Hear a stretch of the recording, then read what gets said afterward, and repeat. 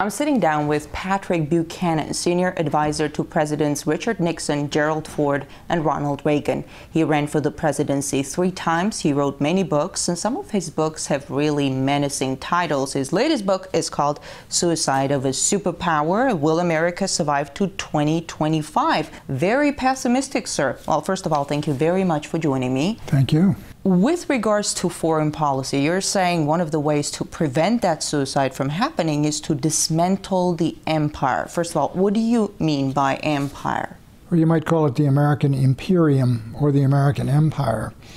The United States has military bases dating back to the Cold War in Europe, in Asia, the Middle East, Africa, all over the world. And we're running a deficit of 10% of our gross national product. And quite frankly, we can't afford any longer, in my judgment, to continue to carry this enormous burden of defending 40 or 50 countries around the world. And so I think we're going to have to dismantle these bases. We're going to have to come back from Asia, come back from the Middle East and South Asia. And I think we're going to have to bring the troops home from Europe. You were writing and speaking out extensively about the Bush era crusade under the banner of ending tyranny in the world. Do you think that crusade is still on? Look, the idea that we're going to end tyranny in the world is utterly utopian. We never are. We've had tyrants from time immemorial. And what the United States should do, in my judgment, in its foreign policies, is build a defense establishment strong enough to protect our vital interest and our vital allies. And when problems arise, whether it's in Zimbabwe or somewhere else, the people there have got to deal with their own problems. There's no doubt about it that throughout history, tyrants have arisen and seized power in one place or another. And as long as they don't threaten our vital interest or threaten and kill our people, the fact that they rule or misrule certain countries is none of our business.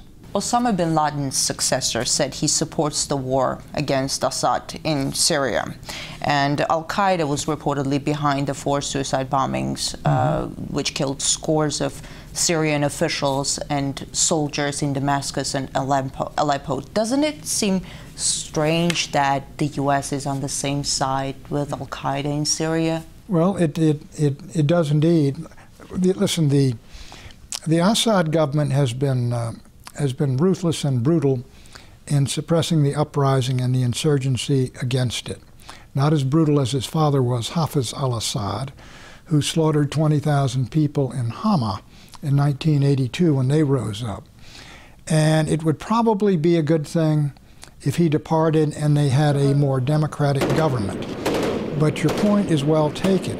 The United States should ask itself not only what is the character of this regime, but first question should be, do we have a vital interest in who rules Syria? My answer to that is no. Secondly, if the incumbent government is overthrown, who comes to power in Syria? You have the Muslim Brotherhood is trying to overthrow Assad. You have Al-Qaeda, apparently, which is moving in, trying to overthrow Assad. So we've got to ask ourselves, is the devil we know preferable to the devil we don't know? But in the Syrian situation, I think the very fact that Al-Qaeda has been involved, apparently, in these 4 suicide attacks should tell us that we ought to be wary about overthrowing or participating in a movement to overthrow Assad before we know what's going to replace him.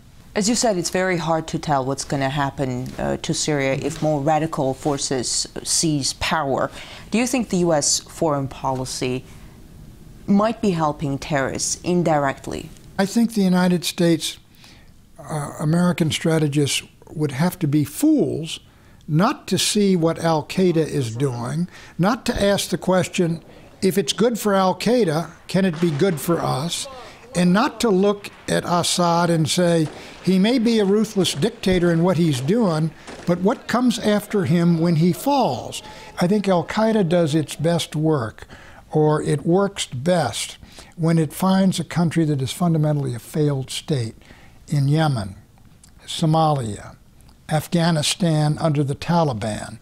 And I think in those conditions, that's where Al-Qaeda can plan and recruit far better than it can when you have a a regime which is a hardline regime running the situation, whether it's secular or whether it's Syria Muslim Brotherhood. torn apart by civil war. That seems like a good environment for them. I think Syria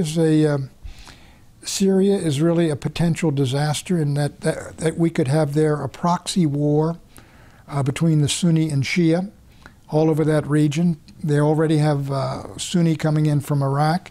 They already have Al-Qaeda in there, apparently. You could have also a conflict, ethnic conflict, with the Druze in there and the Kurds in there, as well as Arabs in there. I think this is why I am against putting weapons in and aiding the anti-Assad resistance, because an all-out war there could be a disaster which leaves a failed state in Syria. So what about the strategy that the U.S. is now pursuing, putting pressure on Assad alone and not addressing the armed groups, the fighting armed groups among the opposition as well? Well, I think that's basically the United States has taken sides in this war. We've taken sides there just like we've taken sides in Libya. What should or what should not the U.S. do here in Syria? My policy would, if I were in the White House, would be by and large hands off Syria. In one of your articles, you argue that the Obama administration doesn't want a war with Iran.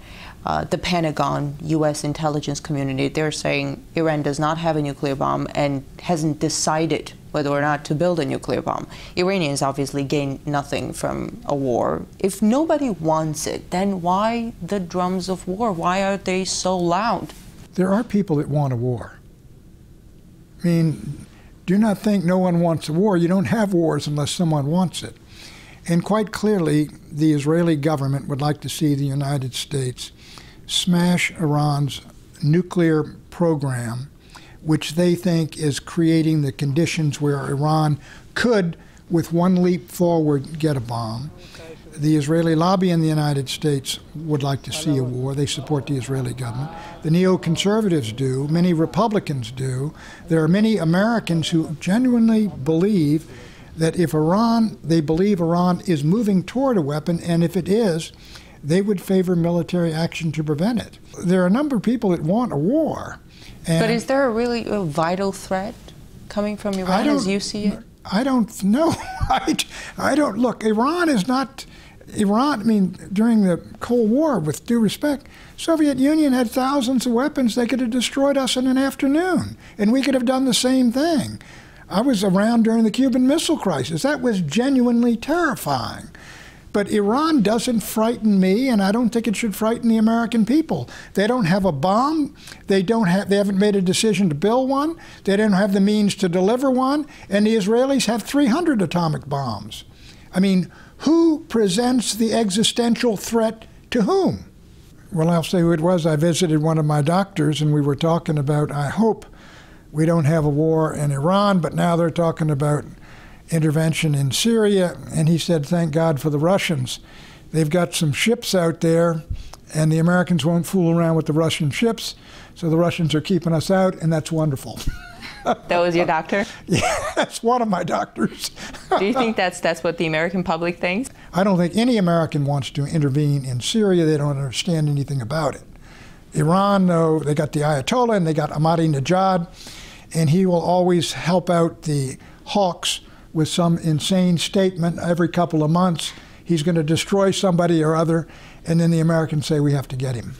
What is the danger of such rhetoric?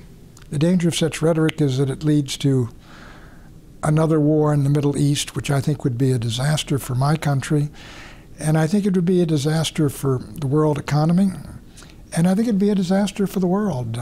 You know, I opposed Desert Storm back in 1991.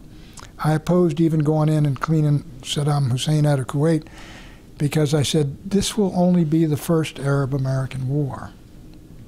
And I was right. I mean, if you talk about Islamic wars, you had the war at Desert Storm, you had the war against Afghanistan, you got the war on Iraq, you had the war in Libya, now they're talking about Syria, now they're talking about Iran. Of what benefit has this been to the United States when you see where we were in 1990 and where we are today, and where China was in 1990 and where China is today? They haven't gone into any of these countries, haven't invaded anybody. And they're moving upward, as is Brazil and as are India. And what are we doing in all these places? I don't think you can't replicate the Middle West in the Middle East. Thank you. Thank you.